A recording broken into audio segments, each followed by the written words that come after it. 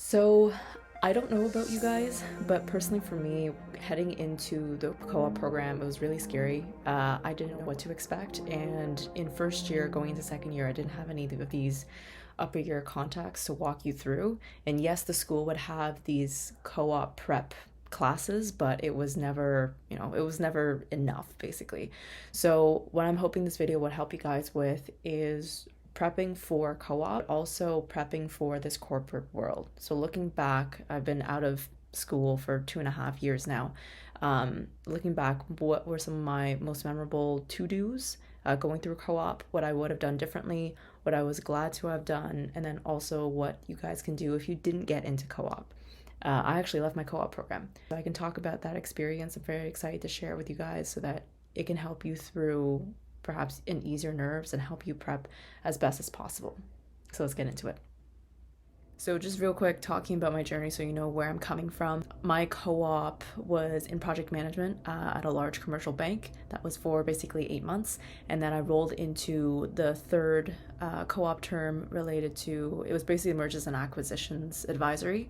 And so I loved my time there, got a return offer to come back to the current firm that I work at. In this current firm, I've been through mergers and acquisitions, digital marketing, innovation, and now my current role is that of a chief of staff. So I help one of the many partners in our firm, and I help her with making sure her portfolio is running smoothly. So whether it is client-facing work or strategy development and implementation, to the operations of her portfolio, the financials, the budgets, just keeping track of, understanding where we're at. That is my shebang right now. So I would say, it's been a wild ride. And in the 2.5, 3 years that I've been out of school, I've learned a lot of which really started from my co-op time that I want to be able to share with you so that you can be really successful. And I say this in the most humble way possible, being really successful in the corporate world. This is going to sound really mundane, is to remember to go on Navigator, go to that co-op tab, and hit apply. Because I did not know that until, I kid you not, 2 weeks before September. I almost did not apply for the co-op program because I didn't hit that one button. So that is my first tip, short and sweet. They know that you coming into the corporate world, you basically know nothing, and that's totally fine. I would not be discouraged just because your previous jobs before this co-op interview doesn't have anything to do with the corporate world. Like, if you were a camp counselor, you bussed tables at a restaurant, you worked retail, doesn't matter what type of job, they're all going to teach you the same things. Communication skills, learning to take initiatives, learning to deal with really poor customers, learning to deal with colleagues who aren't that much fun. This is what Laurier is looking for, and also what your employer is really looking for. Really, actually, no, the biggest piece is the willingness to learn, because that's why they have you here. So long as you are open to, stay on top of things, ask the right questions, as in the questions that you've done some research on before you ask those questions. As long as you do all those things and you have those types of soft skills, then you're all good. It doesn't matter what previous jobs you've worked at, so long as you spin those skills as something that's transferable to the job that you want. And also, I would not be discouraged if the first co-op job that you get is not exactly aligned to where you want to go in the end, because it's going to get your foot in the door. You're going to have exposure to a whole different set of applications and how you find solutions to problems that your second and third co-ops are going to be there for you to pivot yourself closer and closer to where you want to go. Tip number 3 is to be confident but not cocky. Signs of confidence, the classic sitting up straight, smiling, and making eye contact. Those are really important. Not fidgeting with anything, and also not being afraid to be vulnerable. So let's say, you come into the interview and they're just like, hey, how's it going? How are you doing today? You could honestly be like, you know what? Got my nerves going, but I'm also really excited to chat with you guys today. So how are you guys? Things like that open up a lot of doors for you. because you have to think from the employer's point of view. They know that you are nervous. They know that you don't have any experience coming in and you have a bunch of competition that you got to beat out of the park. But at the end of the day, they just want to see if you're somebody that they would want to work with. So I would see it in a way, if it's helpful, of would you work with yourself if you're on the other side? That could help you with your interactions during the interview. So being funny, being relatable, being vulnerable, and not being afraid to show how intelligent you are, because you obviously are intelligent, in the way that you speak. They're all very important. So confidence and not cockiness. Hi, it's me. If you've watched up until this point in the video, I'm assuming it's helpful for you. If it is, I'd really appreciate if you could like and subscribe and share this video so that it could help others and so that I know to create more of these videos for you guys. Okay, that's it for now. We go back. Tip number 4 is to master the STAR method. The actual bonus to this is to talk about what you've learned from the situation. So take a common question like, tell me about a time you had trouble working with a colleague. How did you go about solving it?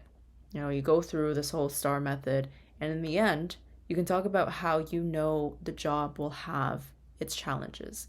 And if in the case that you're faced with a situation, often being humble and open during these times, it would actually help open up the other party and you guys get to a common ground so that you can achieve whatever the final mission, whatever the goal is.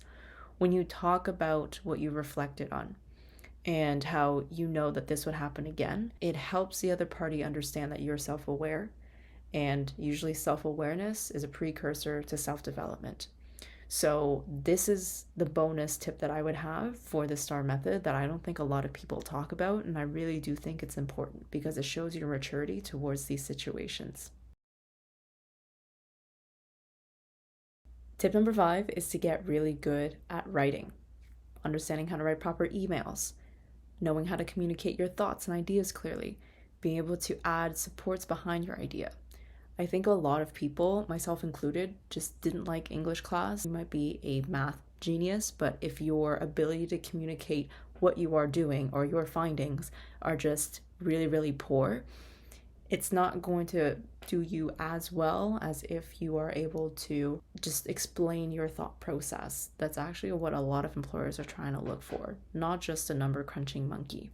Another thing that I was told that really helped me in my mindset of just tackling any type of problem is you want to be a solution talker, not a problem talker. What do I mean by that? Example scene. Hey Katie, I don't think I've seen last week's financial results in my inbox yet. I'm not too sure because there's been a delay on the processing on Jim's end. So when do you think you can get it over? I will go ask Jim. So I was chatting to Jim about this. Essentially, you won't get this until Tuesday end of day. I have actually done some number crunching just to get a sample view of where we're at a ballpark, and we're going to be over 100,000 give or take based off of last week's numbers, so that you have an idea of what's to come. Awesome. I appreciate you hunting that down.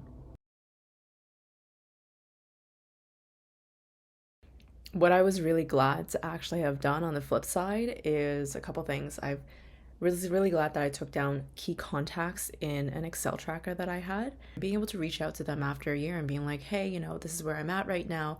Really wanted to say thank you for the experience, just having been there. Want to give you an update. Whether or not you want to work with them again, doesn't matter. Just give them an update, keep in touch with them, be a person of your word. Number 2 is to remember key things about these people. So on my Excel tracker, I would literally have some key points that I've recalled. Maybe they have hobbies. Maybe they have specific projects that they're working on. A lot of people really like talking about their kids. So maybe you remember their kids' names and just asking how they've been doing. Those really help you stand out against everybody else that they're staying in touch with, because it shows that you are paying attention to what they have to say.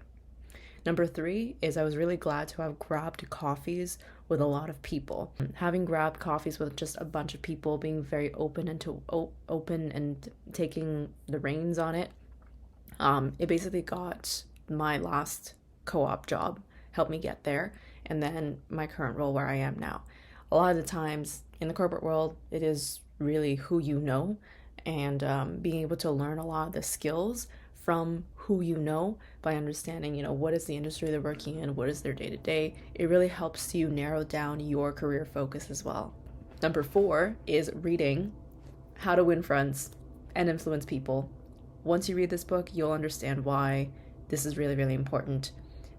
My personal mantra of just being a really good corporate citizen, corporate employee, really just falls back to this book. This book really helped me understand, how can I work with people who are more difficult to work with? What if we have conflicting views? This side of you that you're able to develop, the soft skills, would really put you ahead of a lot of your peers. You could be really great at number crunching, at Excel work, at financials, but if you're not good at communicating your ideas, if you're not able to work well in a team, you will more than likely struggle in the corporate world on the business side. If you're more on the technical side, I do believe you can have whatever little excuses of not needing to focus as much on people, or if you're just not a people person. But when it comes to the business side, like especially in consulting and investment banking, these are all very important skills to have. The last piece of what I was really glad to have done was having dropped my need to have to keep up with social media, have to even go on it. I cut all my notifications. It took up way too much of my time that I could put elsewhere, like filming these videos to help you guys out. And also, it helps you not worry so much about what other people think and for you to just go on your own journey. So those are the 5 things that I am really glad to have done. Despite all this, I did leave the co-op program.